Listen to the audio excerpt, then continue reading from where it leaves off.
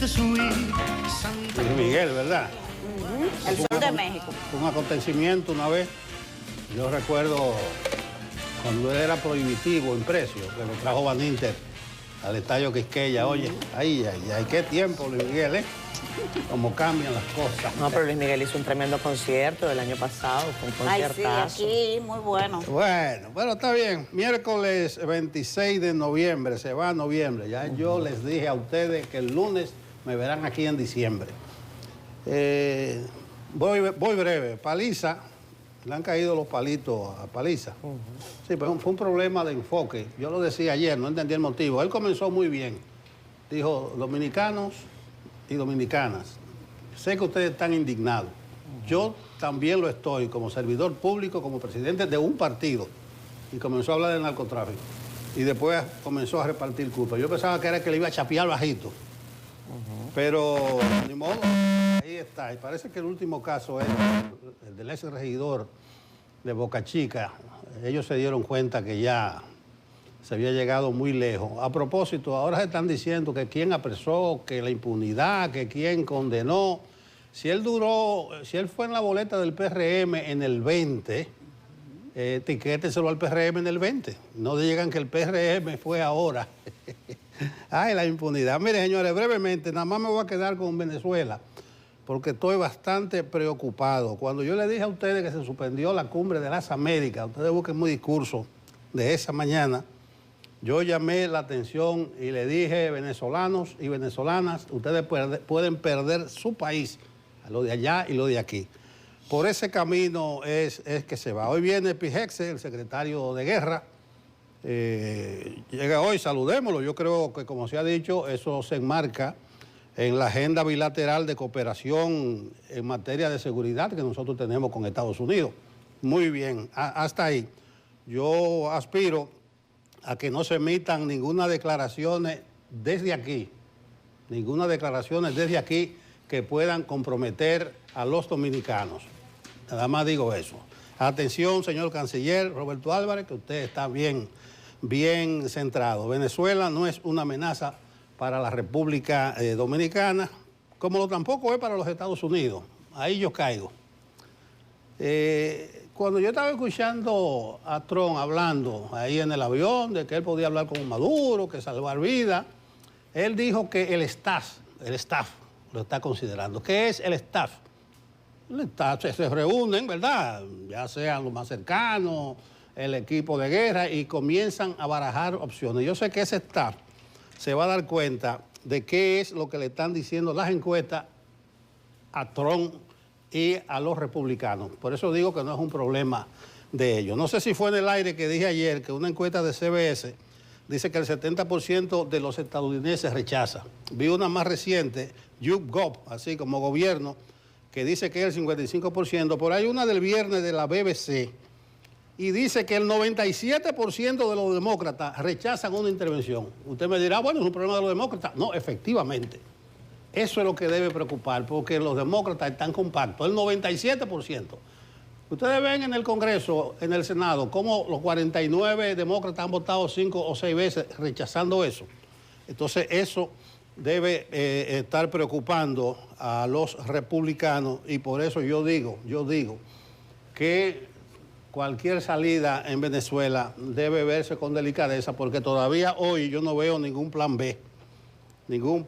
Todo lo que veo es incertidumbre. Desde el fin de semana estoy viendo algo yo. Ahora han metido a Hezbollah en la cola. Se ha metido Israel en la cola. Ustedes saben que en Venezuela hay una gran población libanesa. Catherine debe saber más que eso que yo. Incluso desde antes de 1900, 1880, 90, hubo una inmigración libanesa grande. En Isla Margarita me dicen que hay cerca de 200.000 libaneses. Yo creo que eso es mucho. Entonces dicen que Hezbollah tiene una célula allá. Y se metió Israel. Israel lo vinculan mucho, aparte de la oposición de Venezuela, aparte de los amigos del Mossad, y eso tienen el juego pesado. ¿Ustedes recuerdan cómo ellos decapitaron a los de Hezbollah con los Viper, con los celulares, qué sé yo qué? En el 2018, cuando nombraron a Mike Pompeo, ¿dónde está Mike Pompeo ahora? Lo tuve, está haciendo un negocio ahí.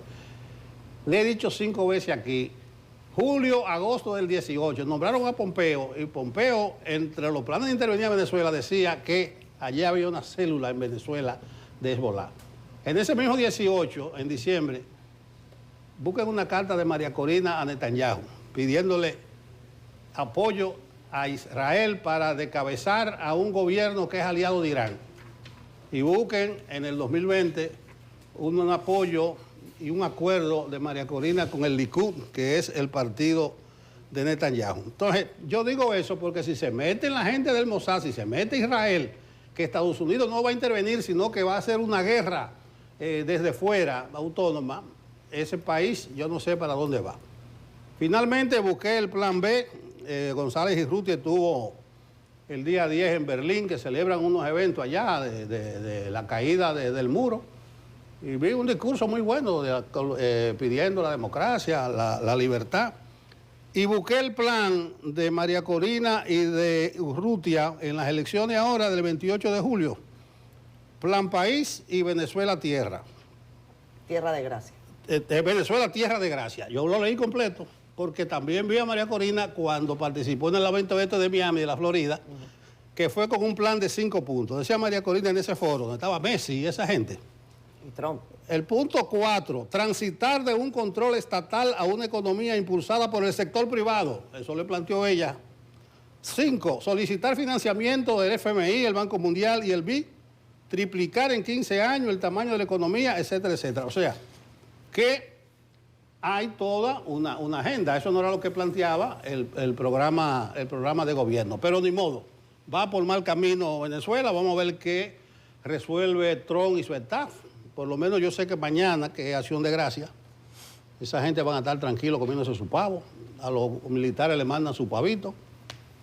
Y los soldados van a estar tranquilos por lo menos hasta el viernes.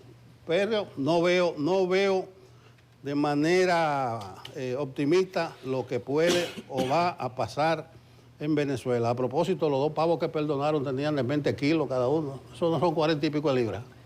¿Y cómo era que los iba a llamar Trump? Hay unos que como Grugli. No, uno era Nancy. Un pavo, 2 pavos de 23, 24, sí. De 43. ¿Y no te libras. gustó como Trump le dijo? Esos pavos tan grandes saben malo.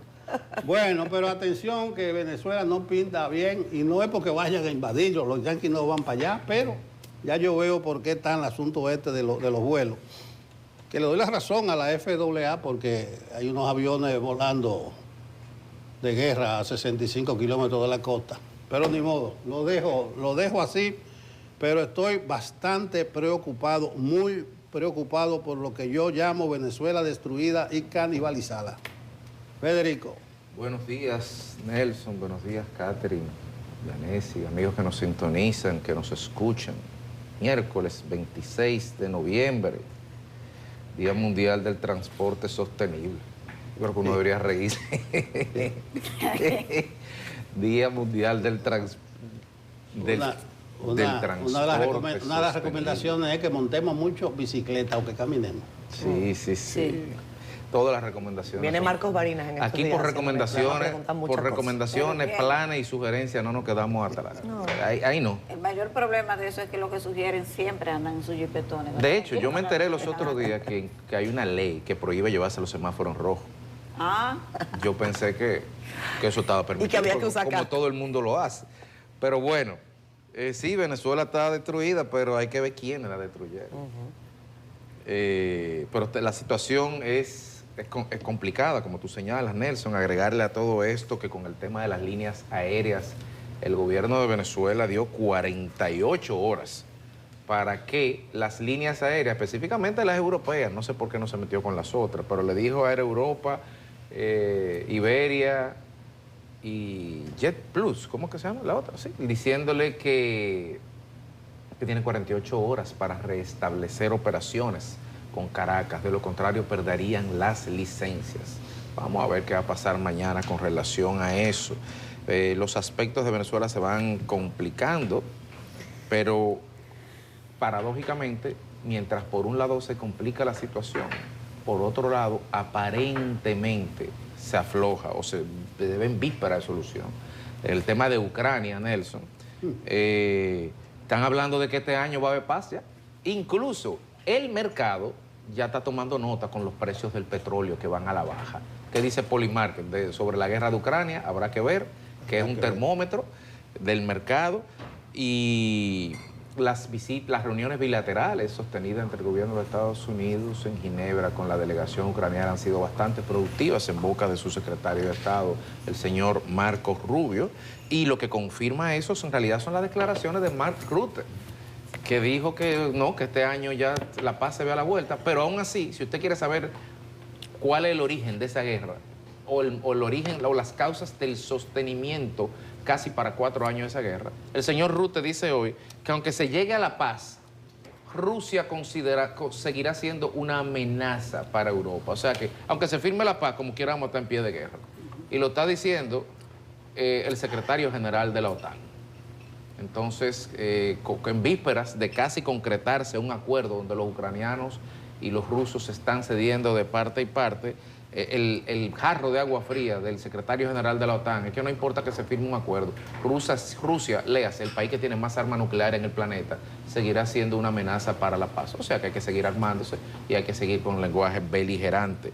Pero buenas noticias, en el día de ayer, Italia, el gobierno de Meloni, aprobó con votos de la oposición una ley que condena a 30 años a los feminicidas.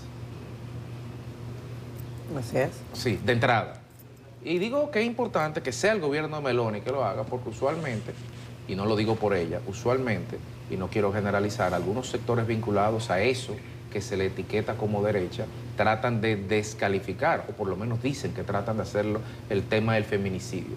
Y que el gobierno de Italia asuma esto como un tipo penal ejemplarizante es muy importante. En el día de ayer, de manera oficial, porque técnicamente desde el sábado lo estaba, el expresidente de Brasil, Jair Bolsonaro, comenzó a cumplir con su condena de 27 años de cárcel en una comisaría, en la misma donde Lula estuvo preso en su momento.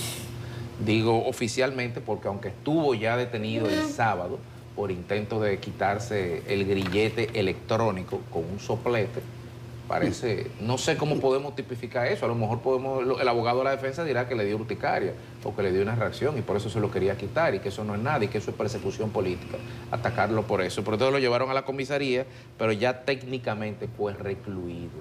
Habrá que ver qué pasará a partir de ahora, que no sea un indulto que en algún momento pueda llegar, porque recordemos que Brasil es un país donde meter a un presidente preso no es algo complicado ni extraordinario. Han tenido varios realmente.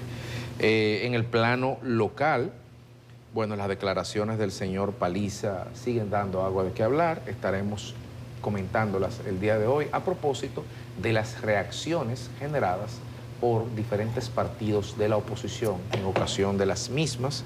Señalar y recalcar que el secretario de Guerra, Gesed, estará hoy a las 2:30 en Palacio Nacional. Así que veremos, o por lo menos veremos qué nos dirán, porque no veremos qué se habló realmente. Y finalmente felicitar a la Procuraduría General de la República, porque en el día de ayer lanzó la iniciativa Vitalia, que es una estrategia conjunta para enfrentar el tema de la violencia contra la mujer y lograr sinergias entre diferentes instituciones. Puede que sea un discurso, puede que sea otra de las tantas iniciativas, pero la Procuraduría General de la República ha asumido con firmeza este tema y deseamos éxito en la implementación de esta iniciativa. Buenos días. Bueno, muy buenos días, Federico. Buenos días, Nelson. Buenos días, Yanesia, a toda la audiencia de Despierta con CDN. Gracias por estar con nosotros siempre. Estamos a un tris del último mes del año, de diciembre, el mes más bonito, el mes de la celebración, del abrazo en familia. Hay muchas informaciones, tal y como señalan mis compañeros. República Dominicana tiene expectativas hoy por la llegada del secretario de Guerra. Recuerden que la administración Trump modificó el estatus de esta suerte de ministerio, que allá le llaman secretarías, y ahora no se llama secretario de Defensa, sino secretario de Guerra. Es la primera vez que un secretario de ese ámbito, un titular de un despacho de esa índole llega a la República Dominicana y es relevante sobre todo por los recientes movimientos del ejército de Estados Unidos en aguas del Mar Caribe y que han sido respaldados por la administración del presidente Luis Abinader. El encuentro está previsto para las 2:30 de la tarde en el Palacio Nacional. Se cree que Pete Hegseth llegará a la República Dominicana cerca del mediodía, aproximadamente a las 11:30 de la mañana por el Aeropuerto Internacional de las Américas. Es una información todavía en pleno desarrollo. Veremos, sobre todo porque también está previsto que se sume a esa reunión, y debe ser así, el ministro de la Defensa, Onofre. De ahí saldrán probablemente algunos detalles que conozcamos y otros que por supuesto no se van a conocer.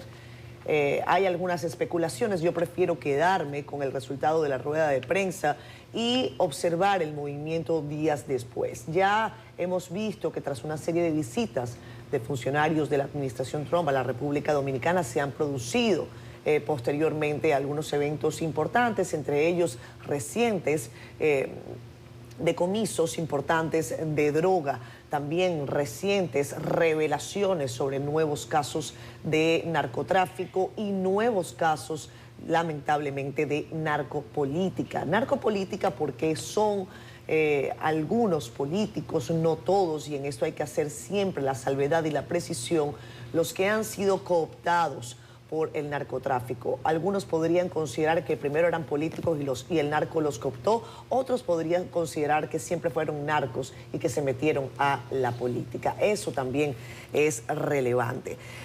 Interesantes declaraciones del presidente colombiano Gustavo Petro, que en una entrevista el día de ayer hablaba del caso venezolano.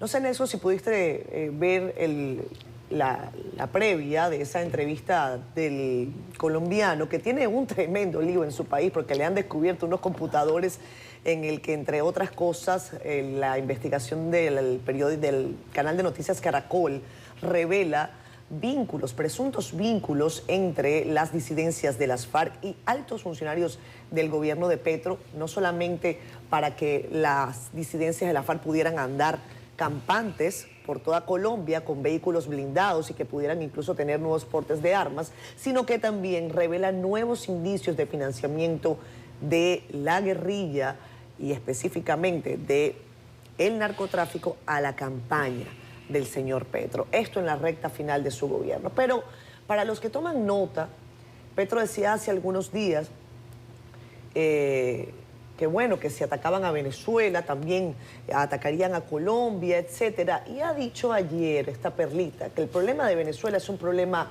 no de narcotráfico, sino de democracia. Y la periodista le dice, falta de democracia, y Petro le dice, sí, falta de democracia y falta de diálogo. Bueno, tomen nota sobre eso. Para los que también están considerando lo que pasa en ese país, en el país suramericano, país de mi nacimiento, país que siempre tengo clavado en mi corazón y debe ser así, sepan que ayer en el Día Internacional de la No Violencia contra la Mujer, mientras acá estamos pensando, por supuesto, en cómo mitigar el feminicidio, en cómo evitar los feminicidios, en cómo establecer nuevas normas, mayores presupuestos para prevención. En Venezuela, 180 mujeres están en las mazmorras del régimen, presas políticas.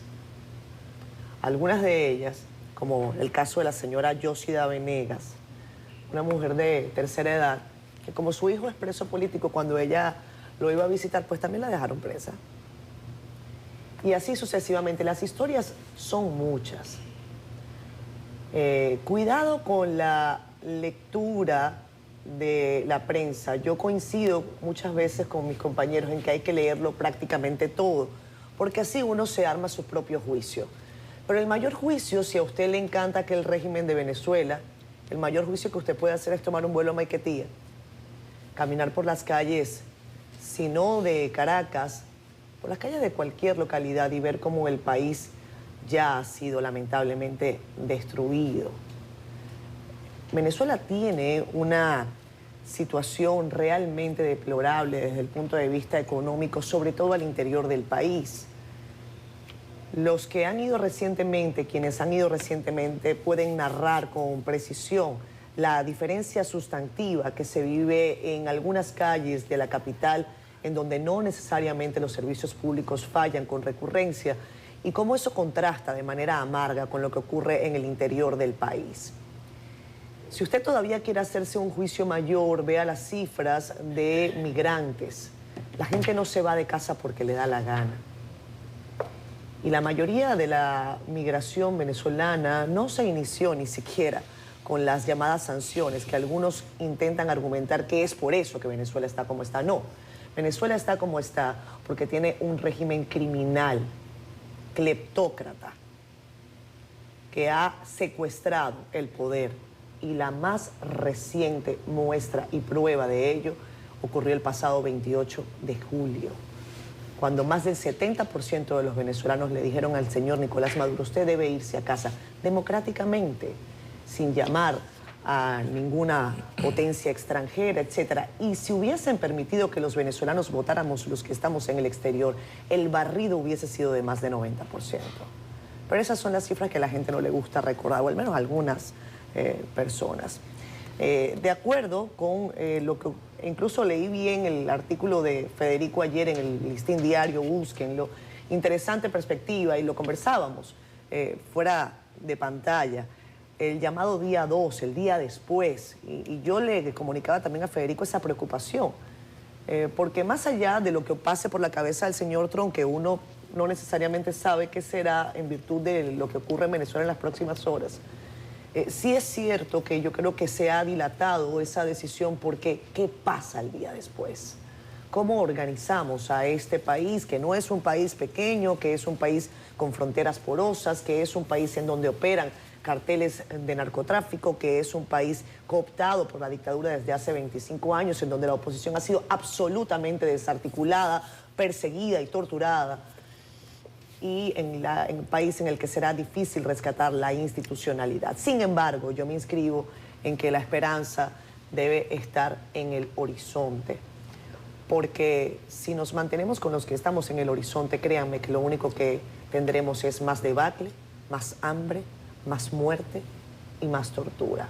Y por supuesto, como dice el señor Petro, que parece que ha tenido como un ataque de claridad y lucidez, menos democracia. Buen día, Yanis. Buenos días, mi querida Catherine. Buenos días, Federico, don Nelson, a todos ustedes. Primero, agradecer a Dios que nos haya dado la oportunidad de un nuevo amanecer y de poder estar aquí junto a ustedes a través de Despierta con CDN. Por supuesto que también le agradecemos la fidelidad de su audiencia. Lo de las reacciones que ha provocado el discurso del presidente del PRM lo vamos a tratar un poco más adelante. Por eso solamente quisiera hacer referencia a que para mí el PRM con eso se dio un tiro en el pie. Pero sí ahora quisiera resaltar un dato que salió ayer a relucir con relación a los distintos eventos que organizaron instituciones del Estado por el Día Internacional de la Lucha por la Erradicación de la Violencia hacia la Mujer. Dice la Suprema Corte de Justicia, y la información está difundida en varios medios de comunicación, de los varios periódicos, incluido El Caribe, que el 36% de los casos penales son por violencia, es por violencia de género. El 36%, eso es mucho. Eso dice mucho, porque las denuncias, veo que la Procuraduría dio un dato de una cifra bastante alta en los últimos 10 años, porque las denuncias uno puede entender que con la campaña, como las mujeres específicamente, porque son mayoritariamente las víctimas de la violencia de género, bueno, pues han tenido conciencia, empieza a denunciar, pero ya llevar los casos a los tribunales es un proceso mucho más depurado. Y el hecho de que el 36% de todos los casos penales sea por violencia de género, dice que hay que revisar lo que está pasando al interior de la familia. Hay que revisar lo que está pasando porque no estamos bien. Lo voy a dejar hasta ahí para hacer un comentario o referencia a las reacciones que ha seguido teniendo la Iglesia Católica con relación a la sentencia que elimina la sentencia que afecta las acciones disciplinarias a lo interno de las Fuerzas Armadas y de la Policía Nacional por las relaciones de homosexualidad. No me voy a referir a la sentencia, sino a lo que esto ha representado en lo que es como un renacimiento de la Iglesia Católica. Ayer, el obispo de la nueva diócesis, Estela Marí Manuel Ruiz, se refirió al caso. Y también lo hizo el secretario de la familia de la Conferencia del Episcopado Dominicano mediante un comunicado bien estructurado. Por eso no me estoy refiriendo al tema de la sentencia, su impacto, que contra la... No, sino a lo que la Iglesia, a lo que eso ha representado para el revivir, para un regreso de la voz de la Iglesia Católica que había permanecido muda.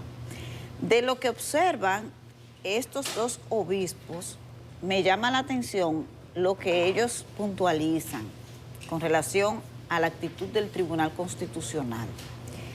Dicen ellos que hay que observan, tengo que confesarles que yo no me he detenido a ver la sentencia completa, ni a quienes consultaron, pero entre lo que es la Iglesia ha identificado es que 5 organizaciones que no son necesariamente dominicanas y que tienen una agenda de promover relaciones, legalizar relaciones entre personas del mismo sexo, fueron consultados por el Tribunal Constitucional, escuchados. Sin embargo, no se escuchó la posición ni de representantes de la Policía Nacional ni de las Fuerzas Armadas. Estoy tomando lo que han dicho estos obispos. Tengo que confesarles que particularmente no he ido a revisarlo. Lo voy a hacer para constatar, ¿verdad?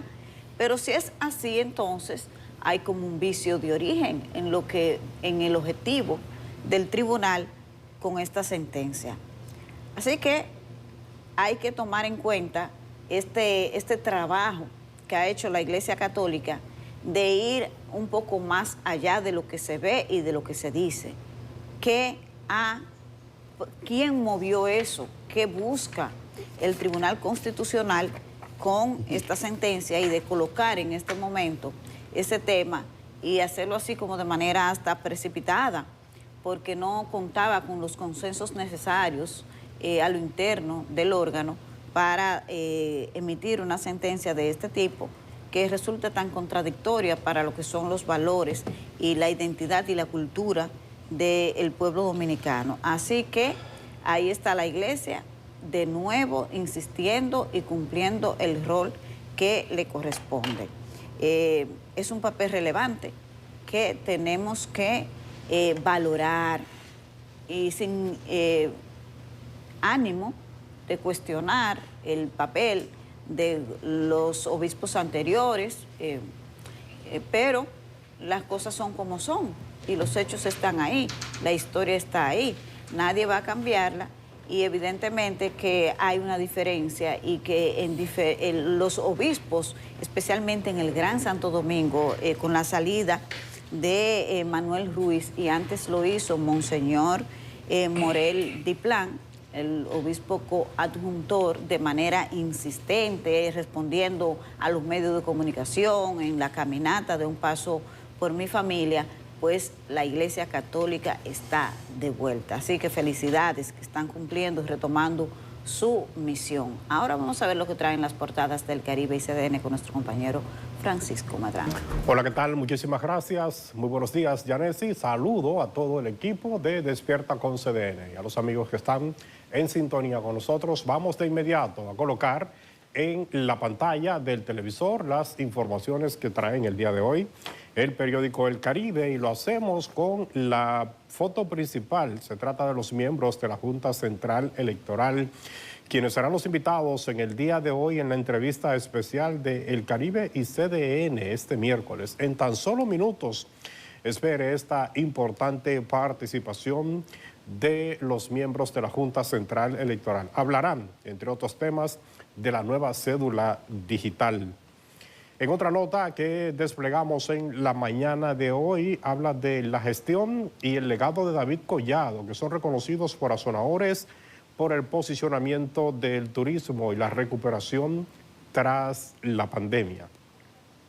También ampliamos sobre la visita del secretario de Guerra de los Estados Unidos. Llega hoy al mediodía a República Dominicana. Y cerramos las principales en portada del Caribe con el presidente Luis Abinader, funcionarios del sector eléctrico y ejecutivos de Eje y Tabo, quienes pusieron en marcha el nuevo sistema de almacenamiento de energía en baterías localizado en Bajos de Jaina. Vamos ahora a la contraportada de esta mañana con noticias del mundo de los deportes. Y hablamos de Montplaisir, que toma la ventaja ante OIM FC. El onceano jamaiquino ganó 1-0 en el partido de ida de la Copa del Caribe. Ahora les invitamos que también accedan a nuestro portal digital www.cdn.com.do.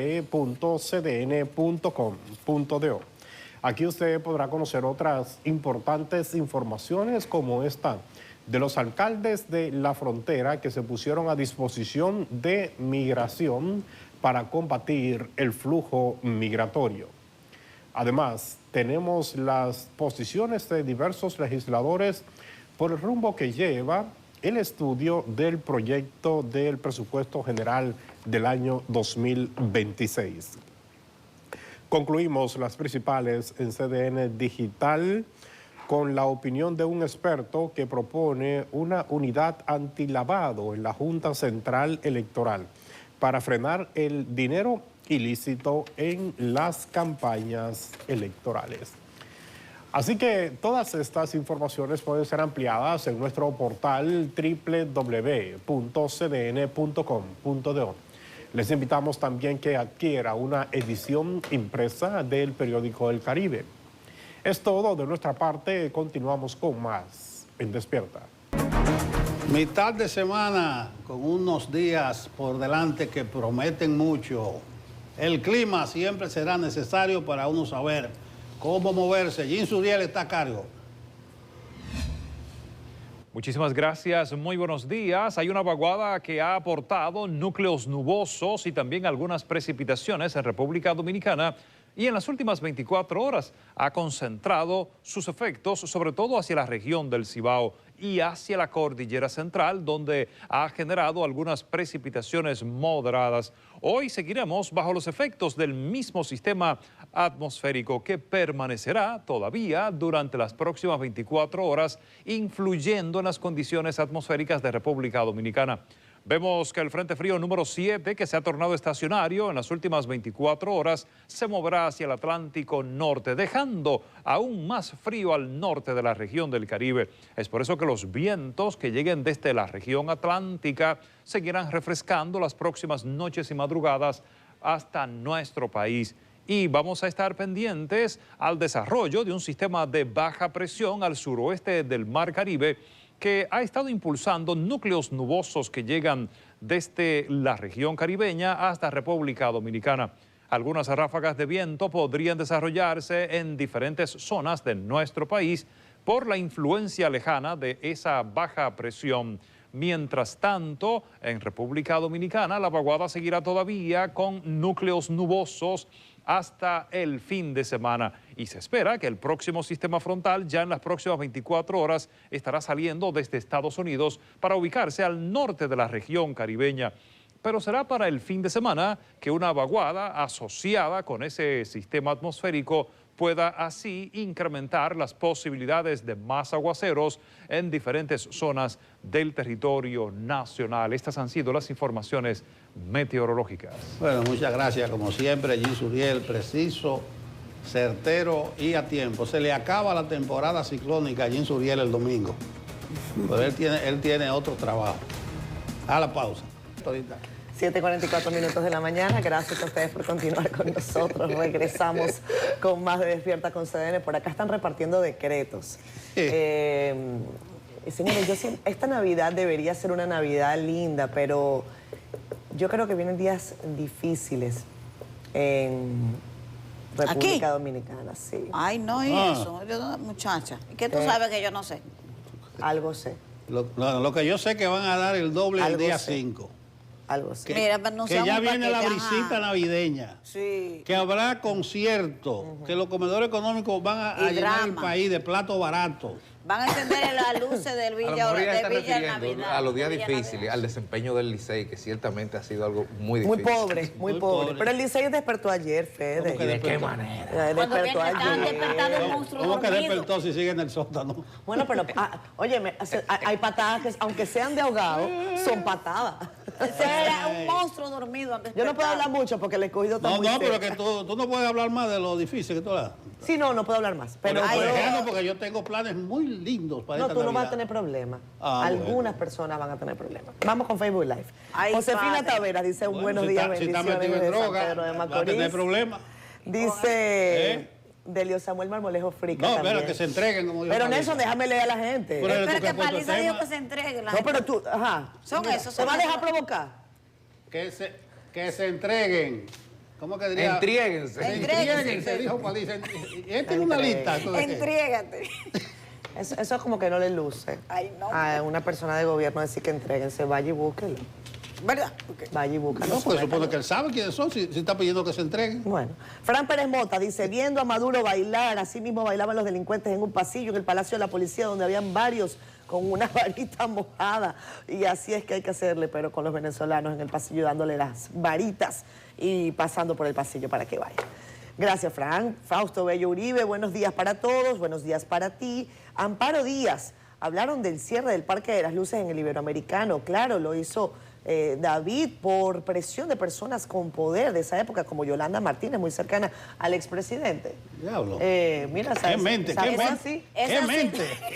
Ese ha sido el legado más importante de David Collado en su paso por la política, quitar el parque de luces, un parque hermosísimo, eso era una belleza impresionante, toda la familia disfrutaba, pero él lo quitó. Y ese es su gran legado. Bueno, por cierto, ayer le dieron un reconocimiento, a Sonadores dio un reconocimiento al ministro de Turismo, David Collado.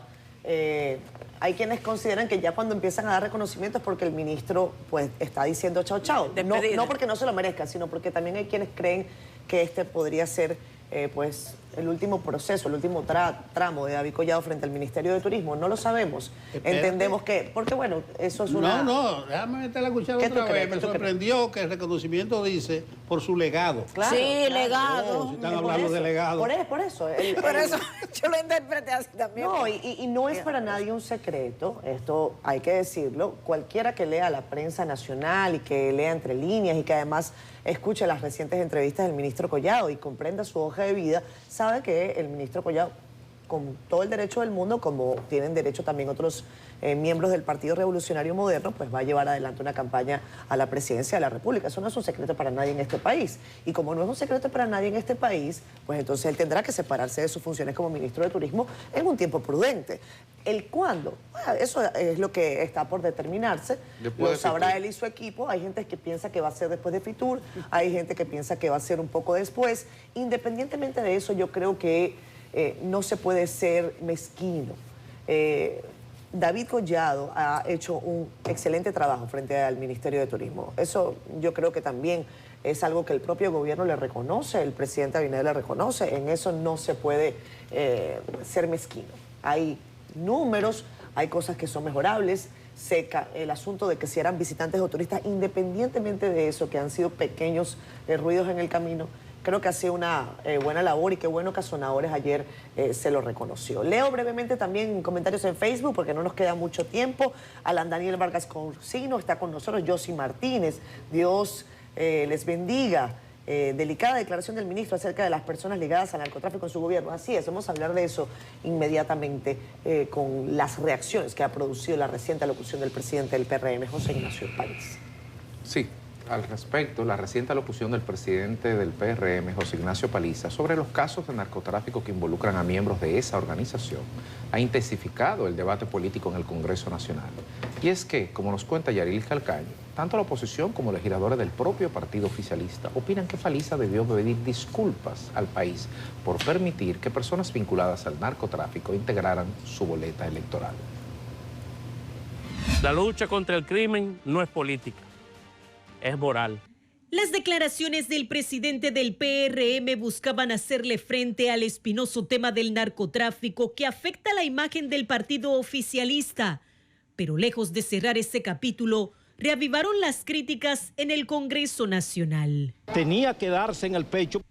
Desde la oposición, legisladores del PLD y la Fuerza del Pueblo aseguran que el PRM debe asumir la responsabilidad política por los múltiples dirigentes que hoy enfrentan procesos judiciales por narcotráfico o lavado de activos.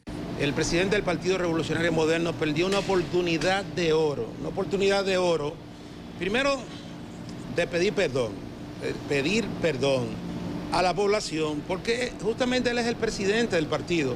Por él pasaron todas las candidaturas de ese partido que hoy están dando problemas. La presión aumenta a medida que más casos salen a la luz. Pero incluso dentro del propio partido de gobierno hay quienes consideran que la dirigencia debió reconocer fallas en el proceso de selección interna y admitir debilidades que permitieron el ingreso de personas cuestionables. No es verdad que nosotros prometimos un cambio para que cosas que pasaban en el pasado siguieran pasando hoy y decir hoy, bueno, pasó, se lo van a llevar preso. No, pasó, lo dejamos pasar, lo hicimos mal y le pedimos excusa a la nación. Debió ser así. Buscando frenar la entrada de narcos en la política, Paliza anunció que el PRM impulsará una modificación a la ley de lavado de activos para que los partidos políticos sean sujetos obligados ante el sistema antilavado. La propuesta encontró respaldo inmediato en el presidente de la Cámara de Diputados y otros legisladores PRMistas. El sistema de partido corre peligro. Yo pienso que es una iniciativa importante. Yo también espero que ahora del Palacio y de parte del partido, especialmente del partido, se apoye la iniciativa nuestra que busca poner límites a los gastos de campaña.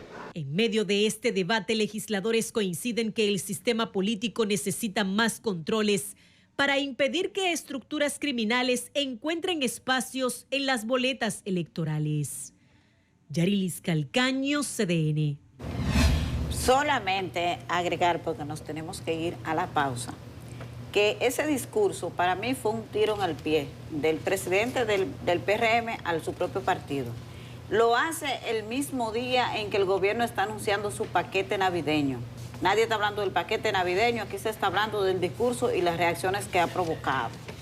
La única que está clara en el PRM es la diputada Soraya Suárez, porque usted no puede venir y pararse en una cámara a construir un relato que dista mucho de la realidad.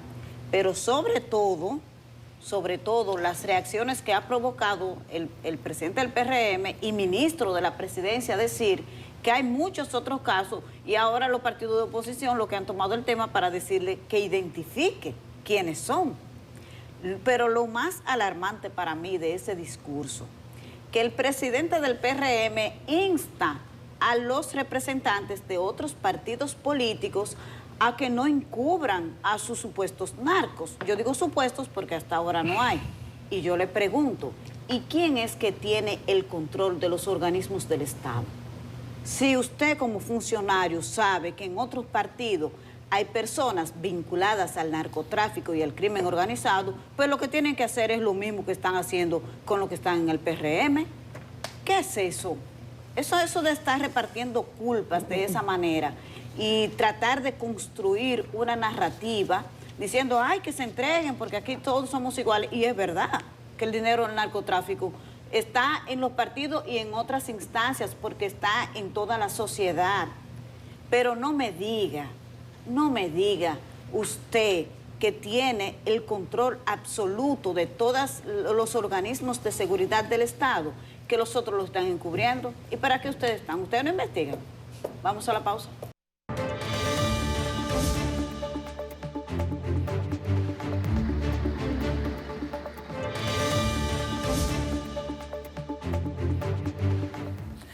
Amigos de Despierta con CDN, regresamos con más de nuestro programa. Tenemos el gusto y el honor de presentar a continuación entrevista especial con los destacados miembros de la Junta Central Electoral. Con ellos vamos a tener una interesantísima conversación. Queremos darles a todos la más cordial bienvenida a su presidente, el señor Román Jaques Liranzo, presidente de la Junta Central Electoral. También a Samir Chamisa, coordinador de la Comisión de Juntas Electorales. Al señor Rafael Armando Vallejo, coordinador de la Comisión de Presupuesto de la Junta Central Electoral, y a la dama, a Iraida Fernández, coordinadora de la Comisión del Voto en el Exterior. A todos ustedes, bienvenidos a CDN, bienvenidos a Despierta. Gracias. Muchas gracias. Es un placer tenerle por aquí. Presidente, una de las tareas en el corto plazo que uno ve más palpitante es la de la nueva cédula. Y por la importancia que tiene, porque también da identidad, quisiera preguntarle en qué nivel, en qué punto estamos. Ya pasó la primera etapa de licitación, etcétera, etcétera. ¿Qué puede usted decirle al país sobre ese documento? Primero, las gracias por la invitación al Pleno de la Junta Central Electoral. Y con relación a su pregunta, don Nelson, el proceso de la nueva cédula de identidad y la cédula de identidad electoral está en una etapa ya de elaboración final del cronograma para el inicio del proceso de captura y entrega de la nueva cédula. Esto será anunciado en este mes entrante de diciembre, oportunamente, a toda la población dominicana, con un cronograma debidamente especificado según las diversas modalidades de entrega.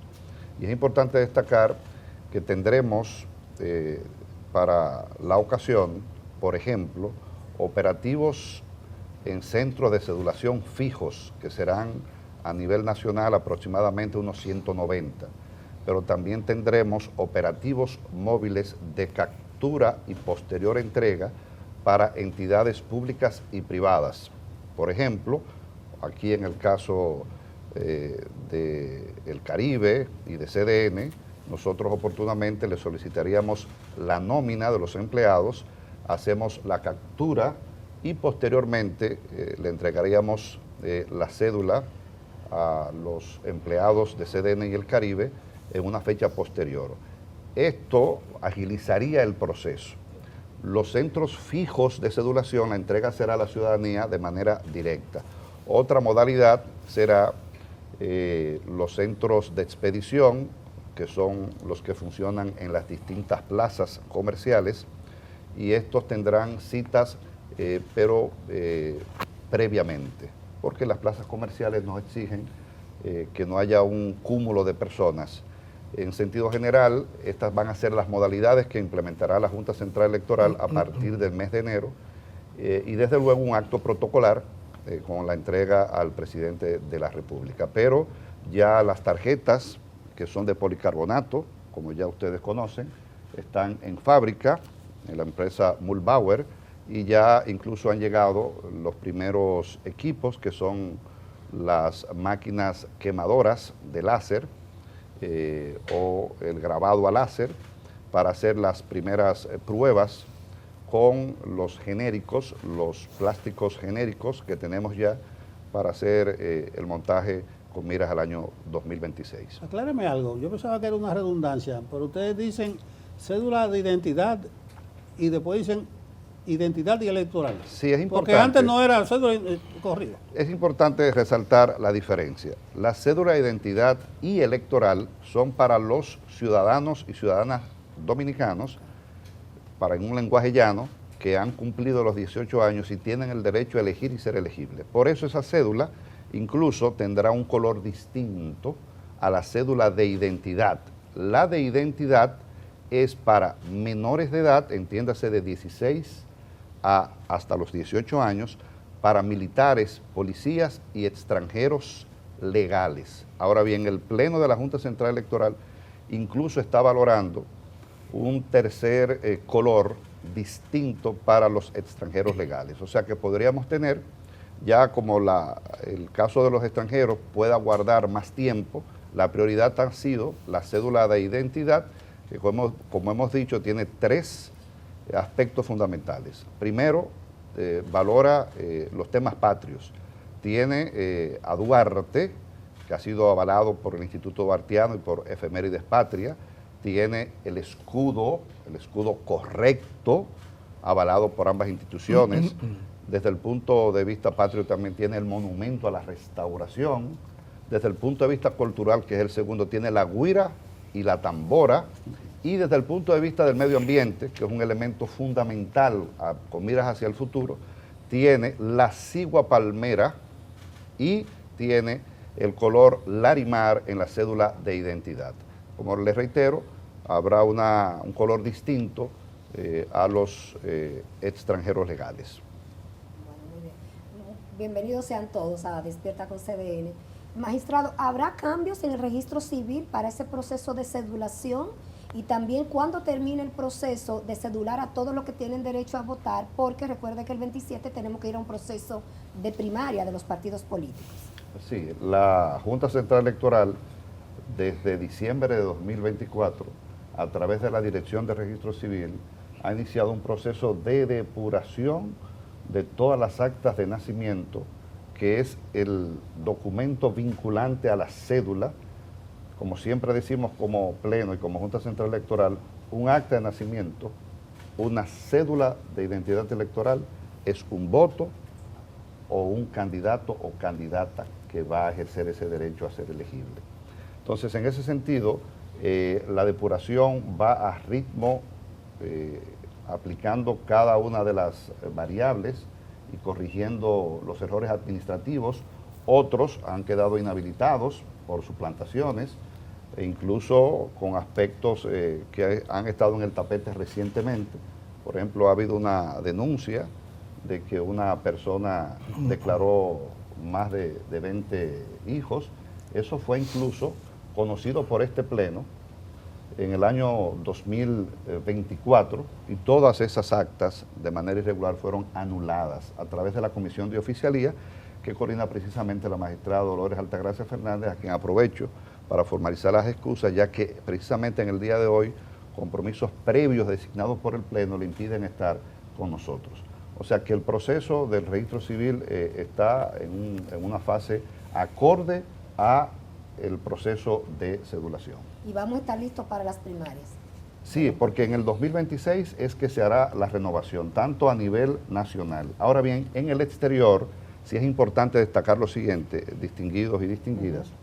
El exterior tiene una modalidad distinta, porque para el ámbito local, la renovación de la cédula de identidad y la cédula de identidad electoral será en el 26, porque ya para el 27, desde enero, tendríamos el inicio de todos los procesos preelectorales y con miras a las primarias del 27, que serán en octubre.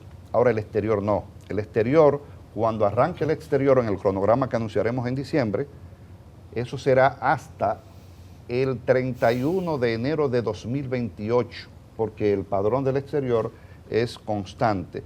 Y la dinámica en el exterior, aprovecho para decir que será por citas previas, no por el mes de cumpleaños como hemos anunciado a nivel local. Es una diferencia porque la dinámica de vida y de disponibilidad de tiempo en el exterior de los dominicanos y dominicanos que residen allá es muy distinta a la local. Presidente, magistrados, magistrada, buenos días. Gracias por su presencia. Detrás de, usted hablaba de una serie de medidas de seguridad del soporte material de la cédula, su material, la impresión, el láser y todo esto, pero detrás de esa materialidad, ¿hay alguna novedad en cuanto a la arquitectura del software que soporta el proceso? ¿Este documento contribuiría a fortalecer el gobierno digital, interoperatividad o interconectividad con otras plataformas virtuales del Estado? Sí, lo primero que hay que recordar y reiterar es que la Junta Central Electoral es la propietaria del software y que tiene exclusivo dominio y exclusiva propiedad constitucional y legal de la data de la identidad de nuestra dominicanidad. Por eso el software es de la Junta Central Electoral. E incluso esa tarjeta en policarbonato, y aquí damos, si se quiere, una exclusiva, no podemos decir la cantidad exacta porque estaríamos entonces vulnerando la seguridad del documento, pero tiene más de 100 características de seguridad, la nueva cédula de identidad y electoral, en el anverso y el reverso, con nivel de primer rango, de segundo rango y de tercer rango a esas seguridades. Las primeras son visibles al ojo humano, la segunda, por ejemplo, con ultravioleta, con lupas muy exigentes, y la de tercer grado con tecnología de punta. Y tiene aspectos, reitero, de más de 100 características de estos tres tipos y de otras que en confidencialidad ha suscrito el Pleno con la fabricante, que es la empresa Malbauer de Alemania. ¿Pero permitiría ese documento? La interoperabilidad, perfecto.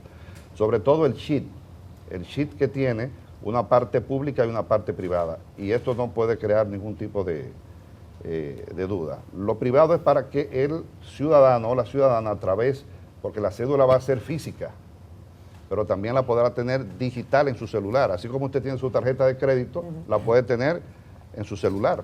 Entonces, ahí, cuando usted vaya a una entidad bancaria, cuando usted vaya a una entidad, a un club, es más, a una discoteca, y le pidan los datos, usted no tiene que mostrar su cédula física. Usted puede adquirir esta aplicación, entonces tiene su cédula digital y ahí viene la parte privada. Yo digo y enseño lo que yo quiero. Yo solamente enseño mi foto y mi cédula y mi nombre. Usted no tiene que saber ni mi dirección, ni dónde voto, ni nada por el estilo. Entonces, otra cosa, la parte pública permitirá la interoperabilidad con cualquier entidad del Estado y más allá. Esa cédula podrá servir o servirá como documento de viaje. Incluso tiene un número que se llama CAN, que lo va a tener aleatorio, que es lo que exige la OASI a los fines de que con los estados que el gobierno dominicano llegue a acuerdo, podrá sustituir en un momento de emergencia el pasaporte inclusive. Esto podrá servir de firma digital, si así lo quiere el ciudadano, la cédula de identidad electoral. O sea, tiene un sinnúmero de usos variables que oportunamente la Junta Central Electoral irá sensibilizando a la ciudadanía para que la pueda adquirir incluso de manera digital. Yo creo que aquí llegará la fiebre de la cédula digital, cuando los jóvenes y esta generación, que es más moderna que la de nosotros en tecnología, vea los usos, va a haber una fiebre de digitalización de la cédula. Mi pregunta, tanto para usted, presidente, como también para el magistrado Rafael Vallejo, tiene que ver con los costos, el monto que está asociado a este proceso tan ambicioso. Definitivamente es un proceso extenso y que va a demandar movilización tanto de personas como de recursos, no solamente toda la planificación que ha llevado adelante hasta ahora. Y hay una segunda pregunta que tiene que ver, presidente, con las personas que se queden rezagadas, aquellas personas que no lleven adelante el proceso, ni siquiera con todos los esfuerzos que se hagan. ¿Qué va a pasar? ¿Hasta cuándo la cédula con la que contamos puede ser operativa? ¿O va a llegar un momento que la gente diga, esta cédula pues no me está sirviendo absolutamente para nada? Pero empecemos con la parte presupuestaria, que creo que es importante. Voy a comenzar por la segunda pregunta, para entonces que el magistrado Vallejo pueda abundar con el tema presupuestario. Excelente pregunta. A partir del año entrante van a convivir ambos documentos, tanto la cédula actual como la cédula nueva. El Pleno tiene de fecha en el nivel nacional que a partir de diciembre o enero del 27, el que no tenga la cédula nueva no se le va a permitir la vieja y no podrá hacer ninguna transacción civil, económica, de declaración, no será aceptada la nueva, la vieja cédula. Diciembre Entonces, 27. A partir de enero del 27. Exacto. Con relación al presupuesto, y para darle la palabra al magistrado Vallejo, la Junta Central Electoral siempre ha hablado de un estimado de unos 6.000 millones, pero no es 6.000 millones por la contratación que hizo la Junta Central Electoral a través de una licitación pública internacional el 5 de octubre que se suscribió el contrato. Eso aproximadamente 3.000 millones son los recursos destinados para el consorcio que ganó la licitación.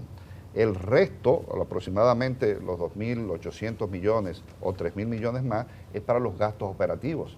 Esto no es solamente a nivel local. Nosotros tenemos oficinas y tenemos que llevarle servicio a dominicanos y dominicanas que tienen cédula en el exterior en 46 ciudades del mundo de 35 países. Pero ya sobre los aspectos de la asignación presupuestaria per se, el magistrado Vallejo Santelices tiene el dominio absoluto de la temática. Realmente a mí lo que me correspondería sería repetir lo que prácticamente dijo el presidente. De hecho, tenemos un presupuesto de más o menos 6.000 millones de pesos que tiene dos componentes. El primero, que es el pago que se le va a hacer al consorcio, en este caso compuesto por unas 5 empresas distintas, y luego está la parte operativa. Dentro de la parte operativa nosotros tenemos, por ejemplo, en lo que respecta al registro civil, tenemos más de 6 meses con un horario extendido, pagando por supuesto lo que corresponde a ese horario extendido, porque distinto a como se hizo en el pasado en el cambio de la cédula del 2014, en este caso nosotros estamos haciendo una labor previa de revisión de cada expediente de cada ciudadano en el registro civil, lo que significa que cada persona cuando vaya a sacar su cédula, previamente el acta de nacimiento de ese ciudadano tiene que haber sido validado.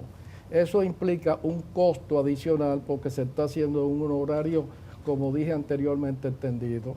Pero también cada uno de los centros de cedulación que existen en cada uno de los municipios del país ha sido objeto de un proceso de readecuación que implica características exigidas por los fabricantes de la tecnología, por ejemplo, cámaras de seguridad, mesetas especiales, áreas para custodiar las máquinas quemadoras o impresoras de la cédula, etcétera. Pero hay un gasto extraordinario en transportación, en personal, etcétera, etcétera. De manera que, como decía el presidente, entendemos que el costo total del proyecto rondará los 6.000 millones de pesos. ¿Ya esos fondos fueron erogados? ¿Ustedes ya cuentan la Junta Central Electoral con esos fondos, con la totalidad de ellos? Disculpe, tiene que hablar un Si ya cuenta con los fondos, si ya el gobierno ha erogado esos recursos. Fíjese, para el año que viene el presupuesto de la Junta implica una partida especial de unos 6.000 millones de pesos, sí, con los cuales nosotros esperamos cubrir plenamente todos los gastos en que incurriremos en el proceso de la cedulación. Con eso en principio no tenemos ningún problema. Muy bien. Iraida Fernández es la coordinadora de la Comisión del Voto en el Exterior. Con Así cada es. proceso tiene más importancia el voto en el exterior. La hemos visto a ella muy activa, imagino que estableciendo la logística. No sé si es motivacional, si tiene que ver con el padrón. ¿Cómo va el trabajo en el exterior y si ya ustedes tienen un contacto general? Bien, muchas gracias por la pregunta. Nosotros efectivamente hemos comenzado ya con los trabajos de la conformación de las que se denominan oficinas de coordinación logística electoral en el exterior, que serían las oficinas que en el exterior desempeñan funciones similares a las juntas electorales a nivel municipal. Al día de hoy ya hemos visitado 15 de las oficinas que debemos conformar en igual número de ciudades. Nos restarían todavía las oficinas de Europa y las de Atlanta y Los Ángeles. La de Atlanta y Los Ángeles tenemos previsto visitarlas entre enero y febrero, y las de Europa por un tema de, digamos, de clima, incluso de periodo de vacaciones en Europa, pues vamos a comenzar en el mes de marzo. La idea es agotar todas las oficinas de Europa en una sola ruta. Entonces, para este trabajo, si bien yo soy la miembro coordinadora de la Comisión del Voto en el Exterior, pues en las rutas que se han ido agotando y las que quedan por agotar, pues o asisto yo o me hago acompañar de alguno de los magistrados, pero la idea es que todos estemos integrados en este trabajo, en este despliegue, que ya la Junta empezó desde el pasado mes de octubre, desde inicios de octubre. ¿Hay algún contacto con esa comunidad o todo es una estructura burocrática de dirección? ¿O ustedes entran en contacto con la comunidad? No, de hecho, o sea, realmente son actividades que se hacen, son reuniones abiertas al público con la idea de que los dominicanos asistan y se presenten. Entonces, en esas reuniones que hemos sostenido y las que se prevé que tengamos en lo adelante, no solamente asisten los delegados de los partidos políticos, asisten también los miembros de las actuales OCLES, o sea, de estas oficinas de coordinación logística electoral en el exterior, y cualquier ciudadano residente en ese municipio, de esa demarcación donde vamos a conformar la OCLE, que tenga interés en postularse como aspirante a fungir como miembro de esa OCLE, o que bien quiera postular a alguien por entender que tiene el perfil de idoneidad para ocupar ese cargo. O sea, digamos que son unas asambleas o reuniones completamente abiertas y democráticas. Todo aquel dominicano que desee participar e integrarse, lo ha hecho. Y previamente muy promocionado para que la gente... Sí, claro. Precisamente eso le iba a decir. Antes de nosotros comenzar, cuando se estableció el calendario para estas rutas en el exterior, ese calendario se le informa a los partidos previamente. Y mucho antes, yo diría que con más de un mes de antelación, se coordina con cada una de las oficinas donde vamos a visitar y a sostener la reunión para que ellos difundan la fecha, inviten a los delegados políticos, den seguimiento, confirmen asistencia y den publicidad a la fecha de esa reunión para que ya el día en que nos traslademos allá, la comisión que asista por parte de la Junta Central Electoral, pues el evento haya recibido la debida promoción y asista la mayor cantidad de dominicanos interesados en participar de manera directa o en postular a alguien. Buenísimo. Magistrado Samir, usted está encargado de la Comisión de Juntas Electorales. Hemos visto que nos han enviado información de que ese proceso de propuesta terminó a nivel nacional. Me gustaría saber qué sigue en lo adelante y cuál es el involucramiento que tienen los partidos políticos en este proceso, porque recordemos que tenemos precedentes de que siempre están quejándose de las personas que se escogen. ¿Cómo va ese proceso y cómo están involucradas las organizaciones? Muy buenos días, un gusto estar aquí compartiendo en CDN con ustedes, un evento tan importante. Yo quiero iniciar con una frase que es del presidente, pero ya autoría del Pleno, claro. Hacer los trabajos con tiempo. En el pasado, las conformaciones de juntas se hacían un año antes, tal vez. En el periodo pasado lo hicimos 2 y en este lo estamos haciendo 3 años antes. Iniciamos el 27 de agosto a nivel nacional la recepción de propuestas de 162 juntas electorales. Terminamos el viernes pasado en Moca y ya tenemos recibidas todas las propuestas. Lo bueno de esto es que comparado con el 2021, en el 2021 recibimos 2.420 propuestas. En este año, en este periodo, hemos recibido 4.836 propuestas. Pero ¿qué es lo importante de esto? Que más del 50% son propuestas de mujeres. En todas, que las mujeres están muy activas. Es bueno decirlo en este momento. Ahora, ¿qué viene ahora? Ya terminamos con el proceso de recepción de propuestas. Ahora viene la integración de la Comisión de Juntas Electorales, pero lo importante de esto es que por segunda vez en la historia esa comisión está conformada también por los miembros del Pleno, no solamente la Comisión de Juntas Electorales y partidos políticos, el Pleno participa. Ahora viene un proceso de evaluación de cada una de esas propuestas, investigar antecedentes, si lo hay, si no lo hay, evaluar la capacidad de esas personas, etcétera, etcétera, un sinnúmero de condiciones para poder ser parte de juntas electorales. Inmediatamente nosotros elegimos o seleccionamos los candidatos, emitimos una resolución proponiéndolo los candidatos a los partidos políticos.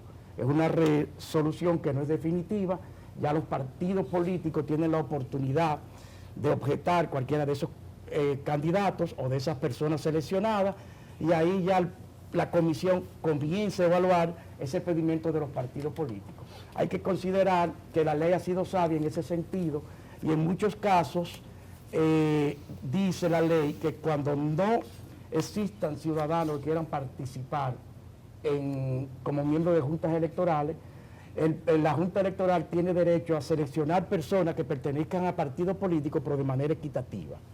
Y eso también uno lo toma en cuenta. También hay otra parte que la ley también ha sido sabia, ha dicho, uno de sus miembros tiene que ser abogado, pero uno de sus miembros titulares, hay un presidente, 2 suplentes, un vocal, 2 suplentes, un segundo vocal y 2 suplentes, uno de esos 3 tiene que ser abogado. Entonces uno también toma en cuenta eso. ¿Y por qué tiene que ser abogado? Porque los miembros de juntas electorales tienen dos responsabilidades importantes.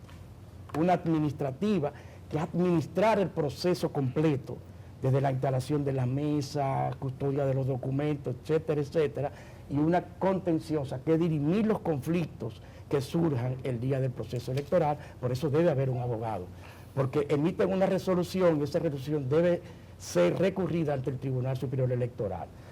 En el periodo pasado tuvimos un buen acercamiento con los partidos políticos.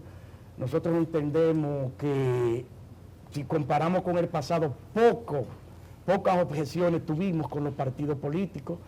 Y lo interesante de esto, que ahora mismo de los 2.428 seleccionados en el periodo pasado, están aspirando más de 1.500. Y en todas esas visitas que hicimos a nivel nacional, la posición de los partidos es ratificar a los miembros que están ahora, que son situaciones que uno tiene que tomar en cuenta al momento de proceder con las evaluaciones. Ahora bien, ¿qué pasa el día de recepción de propuestas? En esas asambleas, que le llamamos asambleas, ahí van inspectores de la Junta Central Electoral que levantan un acta de todo lo que pasa ahí. Ahí va el equipo de comunicación que graba cada uno de los ciudadanos que van ahí. Ahí se invitan a partidos políticos, miembros de la sociedad civil, las iglesias, personas particulares que se quieran autopresentar. Es un proceso abierto, democrático y participativo.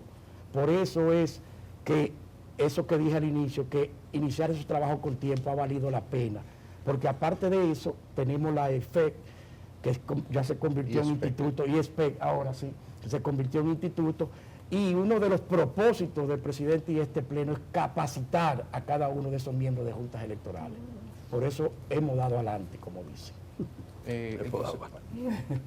El proceso de fortalecimiento del registro civil es continuo y permanente. Quisiéramos saber qué medidas se han tomado hasta el día de hoy, digamos, para fortalecer ese registro civil que ha estado sujeto a tantas dudas en el pasado, y hacia el futuro, cuáles medidas se han proyectado de cara al escenario de su modernización. Sí. El registro civil tiene una ley, que es la ley 423, que hemos llamado la ley país. Y ha pasado a un registro civil vetusto, ordinario, de papel. Recuerdo un momento que este pleno tuvo a bien decir, la identidad está a ley de una chispa, pero hemos pasado a una ley que ordena que el registro de las actas inicialmente tenga un soporte físico, un solo soporte físico, y después sea digital. Es la digitalización del registro civil. Y también incluso exige firma digital para estos documentos. Pero uno de los avances inmediatos que queremos anunciar aquí también es que en los próximos días estaremos anunciando los primeros servicios en línea de la Junta Central Electoral vinculados al registro civil. Las certificaciones de soltería, de matrimonio, este tipo de solicitudes van a ser solicitadas en línea.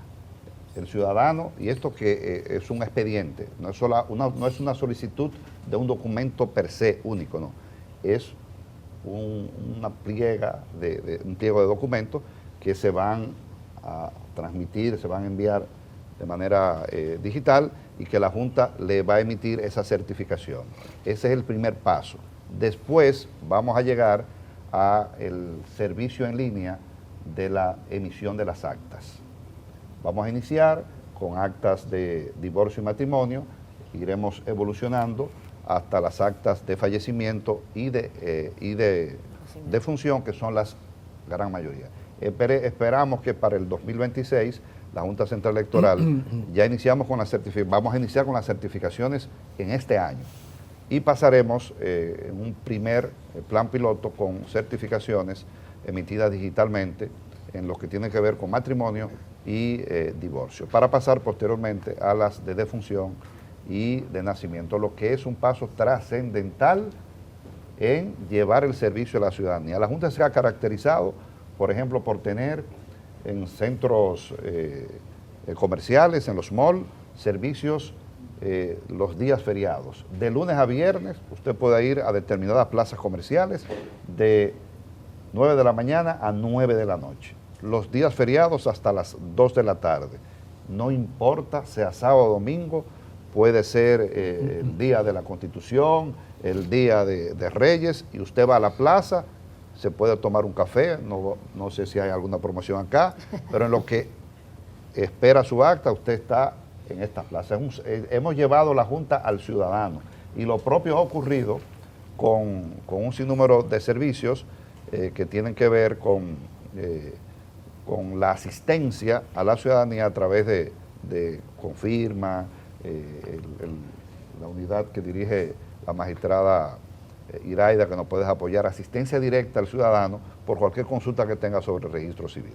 Magistrado, lamentablemente no dura tanto como para tomarse un café, porque yo saqué la cédula hace como un mes en Bellavista y me dio 9 minutos el proceso. Ah, bueno, usted Así puede dar fe de ello. Bájele había un tema con las defunciones, para el registro de defunciones. Por lo menos aquí en el Gran Santo Domingo solo teníamos una oficialía para hacerlo, el registro de defunción. Eso cambió.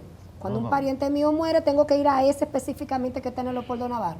No, ya la ley habla muy bien, puede ser incluso, puede ser en el lugar de fallecimiento donde murió, en un caso reciente ahora, con perdón a la memoria, el caso de Yeset fue una referencia donde la Junta Central Electoral interoperó con todas las instituciones del Estado y le dimos salida digna a la emisión de al registro de todas estas actas de defunción. Vamos a hacer una pausa. Muchísimas gracias por esta primera parte de la entrevista. Ya vamos a regresar con más preguntas y además sepa la audiencia de Despierta con CDN que tenemos otra parte de la entrevista ya publicada en el periódico El Caribe, tanto en la edición impresa como por supuesto también en la versión digital. Regresamos enseguida con esta entrevista especial con los destacados miembros de la Junta Central Electoral. Venimos ya. Regresamos con más. Despierta con CDN. Hoy entrevistamos a los miembros de la Junta Central Electoral. Hay varios temas que preocupan a la ciudadanía relativos al ejercicio de la política y por supuesto también sus implicaciones en la política electoral. Uno de ellos es el costo de las campañas electorales. Desde ya, aunque no estamos en un año electoral, se dice que en República Dominicana tanto el béisbol como la política son deportes nacionales que no tienen fecha de caducidad.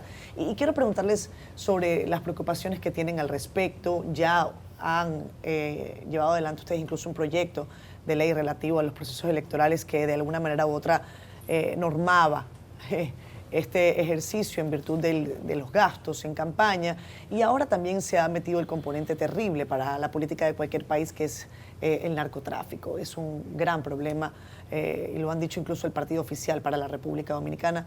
Las reflexiones que usted tenga al respecto, presidente, sobre ese particular. Sí, muchas gracias.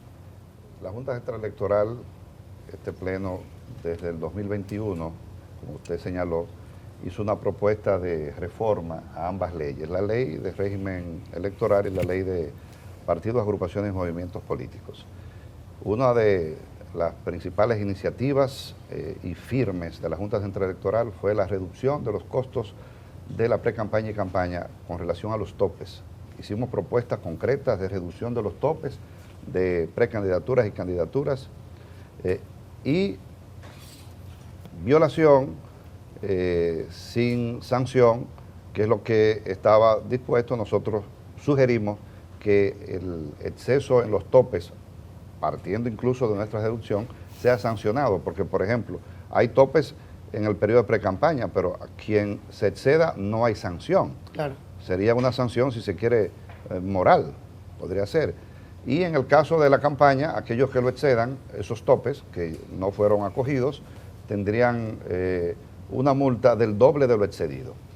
Pero con relación a la pregunta que usted señala, y tengo la referencia, porque ya tenemos la información de que hace 2 días aproximadamente, el presidente del Partido Revolucionario Moderno hizo una propuesta de que se modificase la ley 155-17 sobre lavado de activos y financiamiento del terrorismo, para que los partidos políticos sean sujetos obligados.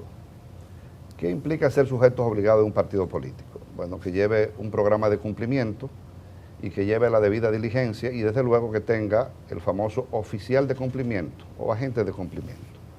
Esto implicará controles internos, esto implicará verificación de donantes, esto implicará la famosa especificación de recursos turbios, el formulario de efectivo, pero al final de cuentas, si se viola una de estas consideraciones que establece un sujeto obligado, que estimo deberá entrar entre los no financieros, porque no es sujeto financiero, entonces quedará la Junta Central Electoral como la contraparte y la sanción que podrá aplicar en todo caso será una sanción administrativa electoral, no penal. ¿Por qué? Porque el Código Penal, en lo que tiene que ver con la responsabilidad penal de los partidos políticos, los excluye. Y refiere el artículo 13 a que por una ley se regula la responsabilidad, pero no está regulada. Por eso, de nada serviría una cosa sin la otra. Y la Junta Central Electoral, y aquí quiero, por eso vine, como dijo el director don Nelson, vine como la jara, ¿verdad? La Junta fue previsora y esto lo visualizó desde el 21. De nada sirve, incluso se discutía que por qué declarar los sujetos obligados lo puede hacer el Comité Nacional de Lavado de Activos, pero ya ahora hay una reserva de ley, hay que hacerlo por ley. Pero la Junta lo propuso en el 21, en el artículo 78, la página 113 de nuestro informe. Me permito con el tiempo, ¿verdad? Claro. El artículo 78, en su párrafo cuarto de la propuesta, dice muy claro, en el caso de recibir financiamiento ilegítimo, tipificado en el artículo 59 y 64 de la presente ley, los candidatos, partidos, agrupaciones y movimientos, voy a la parte que propuso la Junta, serán excluidos del financiamiento público y podrán ser procesados por el delito de lavado de activos por ante la jurisdicción penal competente. O sea, la propuesta está ahí. La Junta Central Electoral fue previsora de esta temática, pero desde luego el poder político no lo aprobó. No lo aprobó. Entonces, por eso yo creo que la propuesta debe ser complementada con una reforma de la inclusión de la responsabilidad penal de estos sujetos obligados no financieros que serán los partidos políticos a partir de la reforma. Yo creo que una cosa lleva a la otra, que es lo que haría la COP. Porque no haríamos nada con sujetos obligados para sanciones administrativas, porque la Junta no puede sancionar penalmente. Se quedarían infracciones puramente electorales, administrativas. En todo esto está lo que usted acaba de señalar, el lavado de activos, el narcotráfico, y por eso tiene que pasar el tema de lo penal. Bueno, permítame, sí, cómo no. Permítame Sí, agregar claro, algo, magistrado. magistrado. ¿Qué estamos haciendo? Que es importante que se sepa. Ahora mismo, recientemente, el Pleno designó a la magistrada Idalia conjuntamente conmigo para preparar propuestas a la modificación de la Ley Orgánica Régimen Electoral y la Ley de Partidos Políticos. Permítame, presidente, estamos trabajando desde la propuesta presentada en el pasado, una propuesta que viene con motivaciones anexas. Estamos trabajando en base a esas propuestas del pasado para próximamente nosotros presentarle al Pleno los proyectos que van a ser otra vez sometidos al Congreso Nacional para ver si por lo menos en esta vuelta, en este periodo, ellos toman en cuenta todos esos pedimentos que nosotros hacemos, que sí le ponen garra a la ley para poder combatir todos esos temas que usted tiene o todas esas preocupaciones que hay sobre el financiamiento, etcétera, etcétera, etcétera. Mi pregunta va en esa misma dirección. Eso es lo que ustedes le llamaban código aquella vez, código electoral. La Junta Central Electoral hizo una propuesta de reforma a las dos leyes individuales, pero nunca ha descartado ni ha visto como algo negativo un código que contenga toda la normativa electoral, lo que sería de más fácil uso y de más fácil enseñanza incluso para la ciudadanía. Vamos a seguir hablando de las reglas de juego, porque a veces ustedes hacen su trabajo y las legislaciones o lo limitan o le desbaratan los planes. No sé si ya se pasó la página de las candidaturas independientes, Con lo que respecta a la Junta Central Electoral, ¿en qué está esa sentencia del Tribunal Constitucional? Una de las grandes preocupaciones de la Junta Central Electoral y uno de los grandes riesgos para el montaje y la logística electoral de las elecciones de 2028 es precisamente la aplicación de esa sentencia que estamos constitucionalmente y como órganos respetuosos del Poder Jurisdiccional a respetar. La flexibilidad que contempla la recepción de candidaturas independientes, la Junta Central Electoral hizo una propuesta para regularlo en distintas variables, pero con la intención siempre de regularlo, no que quede a la simple presentación 70 días antes de las elecciones que una agrupación cívica o social presente una candidatura de un hombre o de una mujer. La Junta hizo un trabajo, lo llevó al Congreso Nacional, a la Cámara de Diputados, en su iniciativa legislativa constitucional. Esa comisión, tengo entendido que lo archivó por aspectos de inconstitucionalidad, no de nuestra, sino de la misma figura. Creo que está vigente una propuesta en el Senado y en la Cámara de Diputados del senador, iniciativa primaria del senador Rogelio Genao, donde creo que es la ventana que queda para poder tomar una medida con relación a las candidaturas independientes.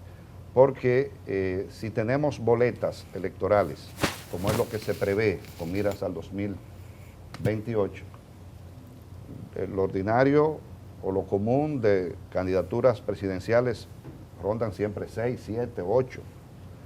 Pero si pasamos al nivel presidencial con candidaturas independientes, podríamos tener, por ejemplo, en Chile se registraron 300 personas aspirando a la presidencia, por decir un caso. Imagínense en el nivel de vocalías, en el nivel de regidurías. Vamos a tener boletas del tamaño de la parte del fondo de esta escenografía. Entonces, y no solamente esto, o sea, también el mismo tema de la regulación de esas candidaturas, de la incursión de candidatos y candidatas de dudosa reputación, porque la Junta Central Electoral no tiene mecanismos. ¿Qué es lo que exige la Junta? Un certificado de buena conducta. Pero el lavado de activos del narcotráfico, no solamente por las candidaturas independientes, sino por lo que anteriormente decíamos, se infiltra hasta en los estamentos más fuertes de los estados, no de aquí del mundo. Entonces, es una problemática que hay que enfrentar. El voto preferencial, por ejemplo. Son distintos aspectos que debemos enfrentar como sistema electoral. La Junta Central Electoral en el 21 propuso que se eliminara el voto preferencial, porque el voto preferencial tiene un sinnúmero de debilidades, una competencia feroz a lo interno de los partidos, disminuye la participación y representación de la mujer, eleva los costos de la campaña y desde luego viene una competencia económica que le permite a esos sectores del narcotráfico facilitarles las puertas. Y ese candidato o esa candidata puede tener su perfil limpio en la Procuraduría General de la República. No sé si me doy a entender. Claro. Así mismo. Magistrado, subregistro.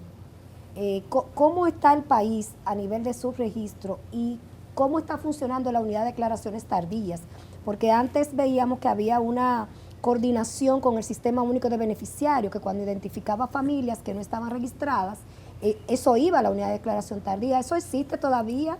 ¿Y cómo estamos a nivel de subregistro? Sí, ya ahora la ley habla de cambio nominal, declaraciones fuera de plazo. La Junta Central Electoral tiene una fuera unidad, de plazo, no hay declaración. O sea, le llaman, le llaman, ya esto es un procedimiento expedito, administrativo.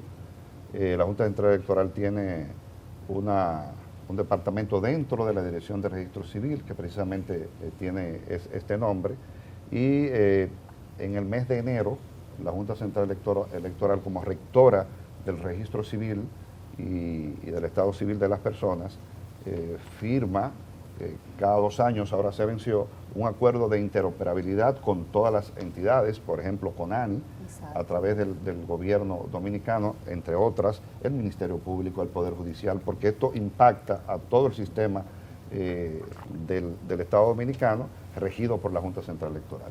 Este acuerdo, para eliminar el subregistro, que cada vez se va reduciendo, nosotros, por ejemplo, al tener en las clínicas privadas y en los hospitales públicos más de 70 delegaciones. ¿Qué son las delegaciones? Son oficialías del Estado Civil dentro de los hospitales y dentro de las clínicas. Es decir, el niño o niña que nace no sale sin su acta de nacimiento debajo del brazo. Y lo propio, hemos hecho un plan piloto, creo que ya vamos por algunas 5 clínicas privadas, donde el niño o niña que nace también sale con su acta de nacimiento debajo del brazo, lo que reduce significativamente el subregistro. Y también el acta de defunción. En estos hospitales y en estas clínicas, cuando fallece la persona, no tiene el familiar, la familia, este trauma de estar pensando en ir a hacer la declaración de fallecimiento, no, en la misma clínica y en el mismo hospital, ahí en la delegación se hace el registro correspondiente del fallecimiento y se le otorga su acta de defunción. Magistrado, hemos hablado mucho del delivery, de los entregables de la Junta Central Electoral, puertas afuera de la institución, pero me gustaría ver puertas adentro. ¿Qué ha pasado en los últimos años de cara a fortalecer los recursos humanos, a fortalecer la arquitectura tecnológica, las medidas de seguridad, la capacitación? ¿Cómo está eso desde el punto de vista programático y desde el punto de vista presupuestario también? Sí, muy bien. La Junta Central Electoral, y aquí los magistrados también me pueden apoyar, yo voy a dar algunas pinceladas. Por ejemplo, en materia del fortalecimiento institucional, nosotros tenemos un plan estratégico con 6 pilares fundamentales. Uno de ellos es el fortalecimiento institucional y la calidad. La Junta Central Electoral es el único órgano electoral de la región de Latinoamérica que tiene 4 certificaciones ISO. Calidad, seguridad de la información, continuidad de la operación y electoral, la 54.001 certificada por la OEA. Por tener estas 2 certificaciones, seguridad de la información y continuidad de la operación, es que podemos tener una cédula que sea firma digital, que sea documento de viaje y que tenga todas estas oportunidades de interoperabilidad con las demás entidades del Estado. Ahora en enero, anunciamos acá, viene la primera comisión para iniciar la certificación antisoborno de la Junta Central Electoral, con énfasis en 4 entidades fundamentales, que es Inspectoría, Registro Civil, Compras y Contrataciones y Gestión Humana. O sea, la Junta Central Electoral va a obtener la 5ª norma antisoborno, que es un referente de integridad, donde ponemos la Junta al desnudo para que la población la tenga en sus manos con normas internacionales. Y en cuanto a la capacitación, nosotros tenemos, como decíamos anteriormente, la EFET fue convertida en un instituto superior especializado en formación político, electoral y del Estado Civil, en una universidad. Es el órgano que tiene la capacidad de otorgar títulos de grado y posgrado desde el punto de vista electoral en el mundo. Nosotros tenemos la licenciatura en Administración Electoral, grado, que iniciaremos en el segundo cuatrimestre del año 26. Y tenemos 2 posgrados, una especialidad en Administración Electoral y una maestría en Administración del Registro Civil. Ya me gustaría que los demás magistrados sigan aportando porque son muchas cosas. Yo quiero aportar en dos ámbitos. En el tema del personal, la Junta, a través de su Departamento de Gestión Humana, ha cambiado con el tema del personal. Cuando llegamos en el periodo pasado, tenían 8 años que no recibían un aumento y el pleno pasado lo hizo. Pero aparte de eso, la costumbre en la Junta antes era que llegaba una persona, se nombraba y se nombraban por encima de otros empleados que tenían años laborando en la Junta. Ya eso se ha ido eliminando en la Junta. ¿Qué pasa ya? Ahora se van a concurso. Cuando hay un puesto superior, se concursa con los de abajo. Y eso ha traído alegría a los empleados de la Junta Central Electoral. Por otro lado, se le dan premios, se les reconocen la labor a los empleados, se le da por mérito, por su calidad de trabajo, etcétera, etcétera, etcétera. Se le han acondicionado el vestuario, por lo menos en los centros de expediciones de acta, tienen uniforme los empleados. Eso en esa área. Entonces, en el área de infraestructura, el magistrado y yo somos los coordinadores del área de infraestructura. La idea que hemos ido llevando es que los inmuebles sean parte de la Junta Central Electoral. En el pasado llegamos y encontramos alquileres por cientos, miles de dólares, para nada, para guardar, escúchenme la expresión, basura. Y hemos ido descargando esos inmuebles. Nosotros adquirimos un inmueble donde pusimos ahora la ciudad de identidad y electoral. Ahí pasamos el área de logística de las elecciones. Comparado con lo que teníamos, ustedes van ahí, eso es modernísimo. En área de infraestructura, con el tema de la nueva cédula, nosotros no somos magistrados de escritorio, la pasamos en la calle, hemos recorrido el país yo no sé cuántas veces. Y todas las oficialías, todos los centros de cedulación a nivel nacional, vamos a uno por uno y se hace un levantamiento de las necesidades y esas necesidades se cumplen. Al igual cuando hay elecciones, vamos a las juntas electorales y hacemos ese levantamiento, cada magistrado que tiene su zona y es responsable de su zona y hace los levantamientos y todo lo que se necesita se cubre. Eso quiere decir que nosotros estamos encima también de la parte interna de la Junta Central Electoral, tanto en materia de personal como en materia de infraestructura. Bueno, sé que se nos está acabando el tiempo. Yo quiero tener la opinión de ustedes, magistrados, sobre el asunto de la abstención. De las últimas elecciones quedaron muchas lecciones y creo que fue un ejercicio positivo. Realmente se ponderó muy bien incluso el trabajo de la Junta Central Electoral. Pero cuando vimos los resultados electorales, muchos nos preocupamos en virtud de que haciendo el balance histórico se ve un rezago en el proceso, en el ánimo del votante. Y quiero saber si eso les sigue preocupando a ustedes y qué se está haciendo de camino a la elección de 2028. Creo que también se solicitó una investigación en algún momento a algún organismo. ¿Tienen ustedes detalles del informe de qué hubo detrás de la abstención y si esa sigue siendo una preocupación para el equipo de la Junta? Sí, precisamente, gracias por la pregunta, Catherine. La Junta Central Electoral incluso fue valorada positivamente porque las recomendaciones que hacen los observadores, las misiones de observación, por ejemplo, como la OEA, como UNIORE, le dio respuesta inmediata con miras de las elecciones de febrero a mayo. Ahora bien, después de mayo, lo que queda es el 28.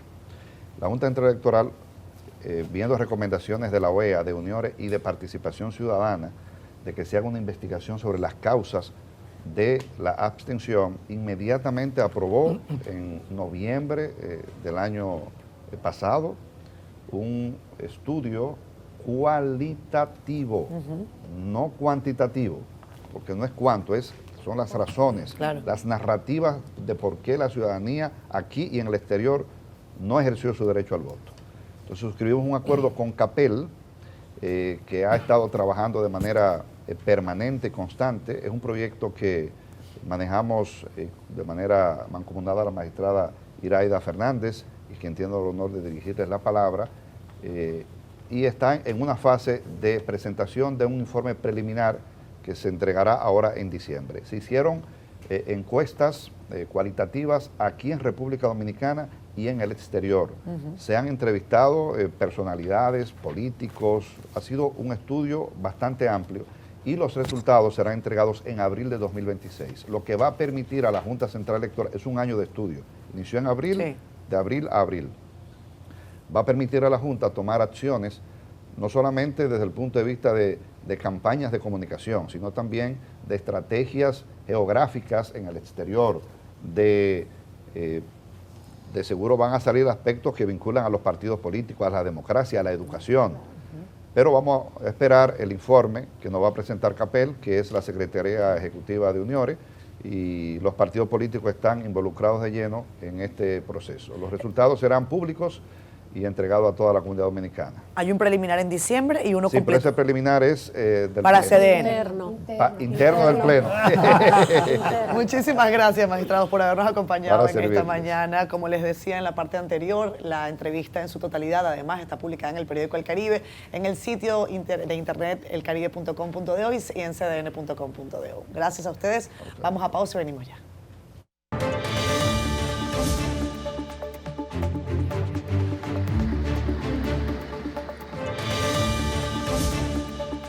Ahora sí llegó el momento de decir chao, chao. Hasta Bye. mañana. Hasta mañana. Cuídense. Feliz miércoles.